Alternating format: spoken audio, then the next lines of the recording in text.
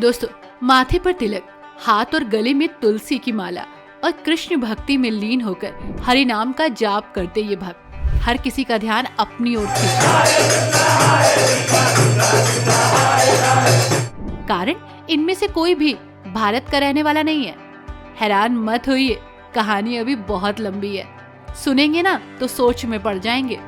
दोस्तों, ये नजारा किसी हिंदू देश का नहीं बल्कि एक मुस्लिम देश का है। जी हाँ, राधे राधे और कृष्णा कृष्णा का जाप लगा रहे ये लोग इस्लामिक देश कजाकिस्तान से ताल्लुक रखते हैं। ये इसी देश के निवासी हैं, लेकिन जानकर हैरानी होगी आपको कि ये सनातनी हैं। अल्लाह को नहीं बल्कि कृष्ण को मानने वाले सनातनी, लेकिन इस्लामी देश के निवासी। सुबह से शाम तक ये कृष्ण की भक्ति में खोए रहते हैं, पाठ करते हैं, पूजा करते हैं, प्रसाद बांटते हैं और खाते हैं, और राधे राधे का जाप करते हैं और सो जाते हैं। बस दिन भर इसी में मग्न रहते हैं। हम जानते हैं कि आपके जहन में कई सवाल आ रहे होंगे। पहला सवाल, आखिर इस इस्लामिक देश में ये एक नया हिंदू राष्ट्र कैसे पनप गया? आखिर कैसे अल्लाह की इबादत करने वाले ये लोग अचानक हिंदू बन गए? तो दोस्तों, कहानी थोड़ी सी लंबी है। आपको हर एक बात बताएंगे हम। इस शख्स के बारे में भी बताएंगे जिसने बीड़ा उठाया है इस्लामिक देश कजाकिस्तान को एक हिंदू राष्ट्र बनाने का, और इस काम में ये कहीं ना कहीं सफल भी हो रहे हैं। हम आपको बताएंगे कि आखिर कैसे इस्लामिक देश में पनप रहा है ये हिंदू धर्म। दोस्तों, कजाकिस्तान 3 बातों के लिए जाना जाता है। पहली ये कि कहते हैं कि घोड़े को पालतू बनाने की शुरुआत यहीं से हुई थी। दूसरी ये कि सबसे पहले सेब की उत्पत्ति भी यहीं से हुई थी। और तीसरा ये कि पुरातात्विक इतिहासकारों के अनुसार ये जगह अमेज़न महिला योद्धाओं की जगह है। फिर सवाल वही कि हिंदू नाम तो कहीं नहीं आया, तो हिंदू धर्म कहाँ से आ गया? तो इसके लिए सबसे पहले आपको एक शख्स से मिलना पड़ेगा। तो चलिए आपको उस शख्स से मिलाते हैं। ये है अलेक्जेंडर गेनाडेविच खाकीमोव। अलेक्जेंडर गेनाडेविच इस्कॉन का एक ऐसा नाम है जिसने कजाकिस्तान का नक्शा ही पलट दिया और यहाँ पे एक क्रांति ला दी। कजाकिस्तान, यूक्रेन और रशिया में कृष्णा भागवत धर्म का प्रचार करने के लिए कई किताबें लिखी। ये रूट से कजाक है, यानी कि कजाकिस्तान के रहने वाले। बात 1982 की है, जब लेनिनग्राद में उन्होंने पहली बार इस्कॉन के संस्थापक भक्तिवेदांत स्वामी प्रभुपाद की पुस्तक बियॉन्ड टाइम एंड स्पेस पढ़ी और हिंदू संस्कृति से खुद को इंट्रोड्यूस किया। 1988 में उन्हें सोवियत हरे कृष्ण के आध्यात्मिक प्रचारक हरिकेशा स्वामी से आध्यात्मिक शिक्षा प्राप्त हुई। फिर उन्हें नाम मिला चैतन्य चंद्र चरण दास। इसके बाद इन्होंने कजाकिस्तान में जो धर्म प्रचार किया, उसके बाद वहाँ के हजारों लोगों ने इस्कॉन को अपना लिया। अब सवाल ये कि कैसे कजाकिस्तान में एक छोटा सा न्यू हिंदू विलेज डेवलप हुआ? आखिर कजाकिस्तान गवर्नमेंट ने इसको कैसे पनपने दिया? सफर की शुरुआत होती है 1999 से। 1999 में अलमाटी के नजदीक इस्कॉन के द्वारा 116 एकड़ भूमि खरीदी गई। वहाँ पर एक हरे कृष्ण गांव की स्थापना की गई, जिसमें करीब 30 घर बनाए गए। यहाँ पर सभी कृष्ण अनुयायी एकत्रित होते, कृष्ण भक्ति में लीन रहते, हरे कृष्णा का जाप करते और जीवन को बिताते। यहाँ पर वे सभी कजाक मुस्लिम थे जिन्होंने सनातन धर्म को अपनाया था। यहाँ रहकर वे अलमाटी जैसे शहरों में जाकर कृष्ण भक्ति का प्रचार करते, खुद को इंट्रोड्यूस कराते और दूसरे को खुद से जोड़ते। कृष्ण भक्ति के चलते हजारों लोग इस्कॉन को ज्वाइन करने लगे। लेकिन बात तब बिगड़ी जब यहाँ की सरकार को पता चल गया। ये बात सरकार हजम नहीं कर पाई और 7 अगस्त 2006 को यहाँ के इस्कॉन संतों और अनुयायियों के साथ कश्मीरी हिंदुओं की तरह अत्याचार हुआ और पूरे गांव को उजाड़ दिया गया।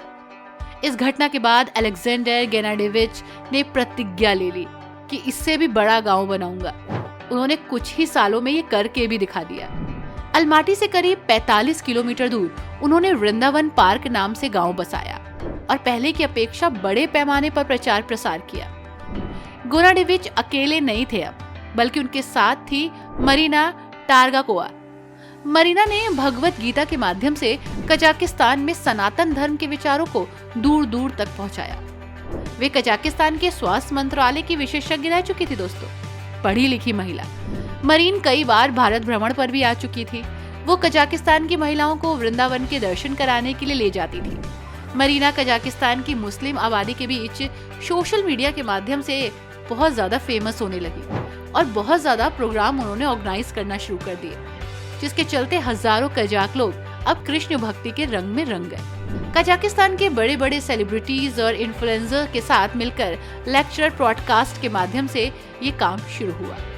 उन्होंने यहाँ पर गीता इंस्टीट्यूट की स्थापना भी की, जहाँ पर गीता फेस्टिवल भी मनाया जाता है। मरीना का झुकाव कृष्ण भक्ति की ओर तब हुआ जब उन्होंने कजाक भाषा में अनुवादित गीता को पढ़ा। वो गीता में समाती चली गई। उसको समझना, दूसरों को समझाना मानो उनके जीवन का लक्ष्य बन गया। इसे पढ़कर उनका जीवन ही बदल गया मानो। अब वे चाहती थी कि संपूर्ण कजाकिस्तान बदल जाए और हर इंसान कृष्ण की भक्ति में लीन हो जाए। एक मुस्लिम राष्ट्र में हिंदुत्व का जन्म होना और उसका पालन पोषण करना आसान नहीं था दोस्तों। कजाकिस्तान में हिंदुओं का उत्पीड़न शुरू हो चुका था। मंदिर तोड़े जा रहे थे, कृष्ण भक्तों के घरों पर बुलडोजर चलाए जा रहे थे, उनको आग के हवाले कर दिया गया। ये लड़ाई बहुत लंबी हो गई थी और कजाकिस्तान में पनप रहे हिंदू धर्म को खत्म करने की एक नई लड़ाई शुरू हो गई थी। लेकिन कुछ ऐसा भी हुआ जिसने पूरे वर्ल्ड को हिलाकर रख दिया। कजाकिस्तान में इंटरनेशनल सोसाइटी फॉर कृष्णा यानी कि इस्कॉन मंदिर को गिरा दिया गया और ये मामला एक बड़ा विवाद का कारण बन गया। इस घटना का विरोध कर रहे इस्कॉन भक्तों ने दिल्ली में यानी कि भारत में कजाकिस्तान दूतावास के बाहर जमकर हंगामा किया। इतना ही नहीं, जबकि कजाक अधिकारियों का दावा है कि मंदिर का निर्माण अवैध रूप से किया गया था, इसलिए उन्होंने मंदिर को गिरा दिया गया। ये उनकी सफाई थी जो उन्होंने वर्ल्ड के सामने रखी। लेकिन कारण ये नहीं था, कारण सिर्फ इतना था कि ये कजाकिस्तान जैसे मुस्लिम देश में कृष्ण भक्त देखना नहीं चाहते थे। श्रद्धालु इसे उत्पीड़न बताते हैं, धार्मिक उत्पीड़न, और उनका मानसिक उत्पीड़न भी हुआ। हमने बात की कजाकिस्तान की इस्कॉन परिसर की एक भक्त से जो भारत की तीर्थ यात्रा पर आई थी। जीवन में इससे अधिक बुरा मोड़ उन्होंने पहले कभी नहीं देखा था। उन्होंने बताया कि उन्होंने इससे बुरा दौर कभी नहीं देखा जब कजाकिस्तान के अधिकारियों ने इस्कॉन परिसर में उनके घर को बुलडोजर से गिरा दिया। कजाक हिंदू श्रद्धालु बताती है कि इस सर्दी के मौसम में उन्होंने कैसे सर छुपाया, कैसे खुद को और अपने बच्चों को पाला, ये वही जान सकती हैं। ठंड में खुद को बचाने के लिए जद्दोजहद कर रहे थे, लेकिन कजाकिस्तान गवर्नमेंट को उनके ऊपर जरा भी तरस नहीं आया। उनका उद्देश्य सिर्फ इतना था कि किसी तरह भी इस मंदिर को खत्म कर दिया जाए, इस्लामिक देश में हिंदुत्व को खत्म कर दिया जाए। वैसे दोस्तों, वो अकेली नहीं थी जो ये लड़ाई लड़ रही थी। 10 दर्जन इस्कॉन भक्तों को सर्दी के मौसम में उनके घरों से बाहर निकाल दिया गया था, क्योंकि अधिकारियों ने उनके घरों को तोड़कर मलबे में तब्दील कर दिया था। इस घटना ने सांप्रदायिक रंग ले लिया था और हिंदू समुदाय ने आरोप लगाया कि यह धार्मिक भेदभाव का मामला है। लेकिन दोस्तों, इन्होंने हार नहीं मानी। इन्होंने खुद को फिर से इकट्ठा किया और फिर से एक नया रास्ता बनाया, नया गांव डेवलप किया, जो अभी भी कजाकिस्तान में न्यू हिंदू विलेज के नाम से जाना जाता है। ये लड़ाई लंबी जरूर थी जो आज तक चल रही है, लेकिन सफलता जरूर मिलेगी। तो दोस्तों, एक नया हिंदू राष्ट्र का ये सफर आपको कैसा लगा, वीडियो में जरूर बताइएगा। Thanks for watching, bye bye and take care.